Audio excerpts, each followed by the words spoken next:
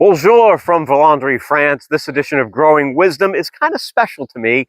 We came here to take a look at the gardens. Of course, we've got the Chateau from the 16th century and the amazing French gardens, one of the true examples of just beautiful French gardens, formal gardens, one of the largest collections of vegetables just outside the Chateau. And they discovered that there indeed was a vegetable garden outside of the Chateau when they did some digging here and have basically restored these, started to be restored in the early 1900s. And we're going to give you a little tour of everything we can find here at Villandry.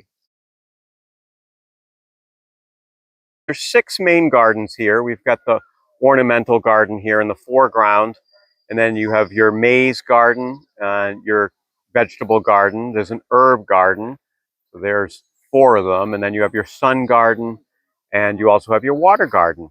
And all of these have their different elements to them, and all are very unique. And of course, look how much sunshine they are all getting. We'll go take a closer look. Here's the Ornamental Garden, and we've come up higher to be able to really give you a look at this and what to appreciate. And you know, these are all done with boxwoods, and boxwoods have disease. I talk about this just in our own plantings here or there in New England, and they've begun a campaign to replace some of these boxwoods with more disease-resistant varieties, and that is good. So boxwoods, like any other plant, are susceptible to disease and fungus and things like that, but you can see just how stunningly beautiful this is. According to Villandry, the boxwoods are pruned twice a year in May and November. And since we're here in very late May, these were just pruned, so they look very coiffed. They're very beautiful at this point. And this is the continuation of the Ornamental Garden. You can see the vegetable garden in the distance, and we're going to head over to the Maize Garden now. So we're at the center of the Maize Garden now, done by all the hornbeam trees here.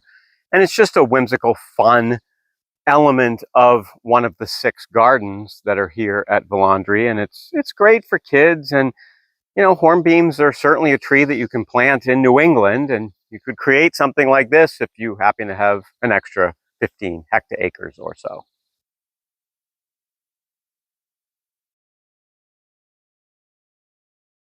A lot of times I talk about creating seasonal interest by planting, you know, many different varieties. But here you basically have your linden trees, your lawn, your boxwoods, and your water, and that's it. And it's the regularity of shape and the precision at which everything is just manicured that gives it such that amazing feeling.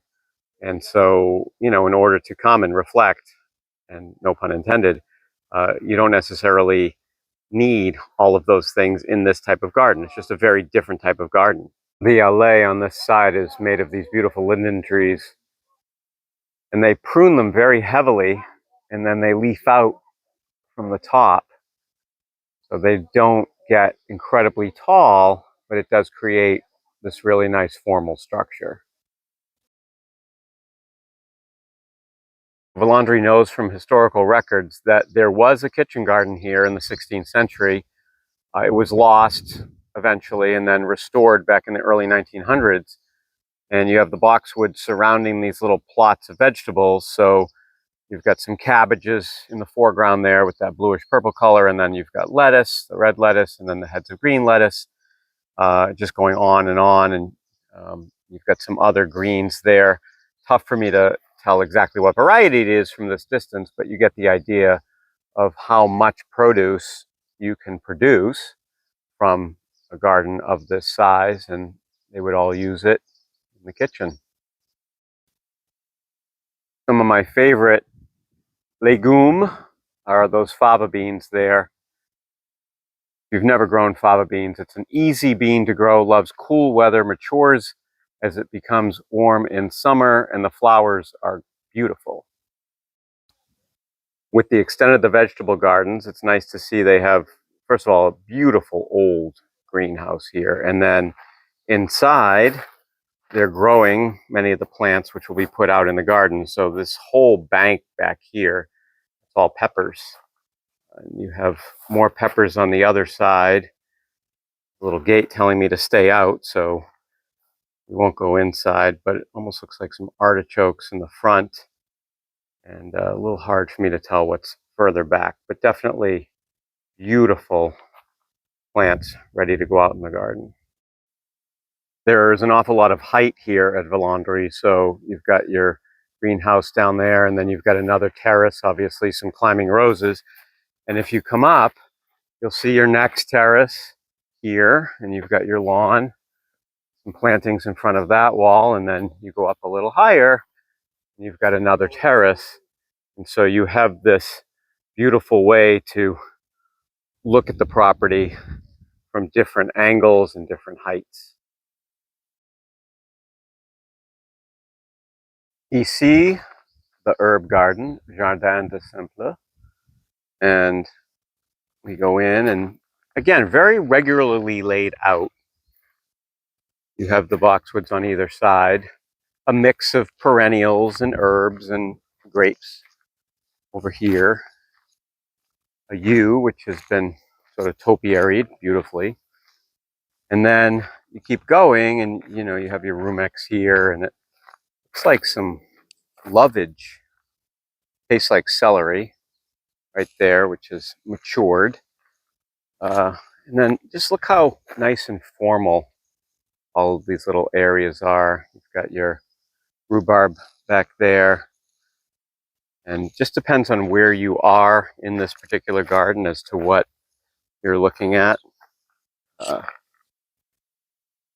Some nice labels there. And it just continues. Let's contrast the water garden, which is very formal. Then you come into the sun garden. It's just completely different feeling. A little bit of a smaller space, many more plant varieties, lots of color, but still has that formal feeling to it. You still have your paths made of grass here, but it's a bit more relaxing. Definitely less regular. At Villandry, they've replaced their chemical fertilization with organic fertilization. They've recorded over 90 species of birds. And just standing here, looking at the iris, for example, you can see some of the European honeybees and some other smaller bees. So there's many, many, many species of pollinators that are going to love this type of environment where you're not using chemicals. And when you don't use chemicals and you go organic like this, the ecosystem really becomes much healthier, and you can still need to treat for certain things, but how you do it is much more targeted, and the result, of course, is amazing. Another part of the sun garden, you'll notice the little boxwoods here, which in the press kit, they're talking about replacing some of these because the smaller ones have some disease issues all around the world. Very heavily planted, beautiful bearded iris here. But you can see by planting it so thickly, it also helps with weeds. So gardens like this, the perennials are so tight that weeds are harder to come up. Not impossible, but it makes it more difficult and makes weeding easier. And also it helps with watering because you don't have as much evaporation because you're not exposing the soil as much. I hope you've enjoyed this little tour of Villandry. Just an amazing chateau. Of course, the kitchen garden, all of the other 5 gardens across the area. Just a stunning example of horticulture, many different settings for horticulture. And if you're in France, if you have the opportunity to come to the Loire Valley, to me, this is a must, especially for plant lovers. Some folks love art, some folks love the historical buildings, but for me, it's all these plants, the architecture of the plants, the variety of the plants, and just how beautiful it is. For Growing Wisdom, I'm Dave Epstein.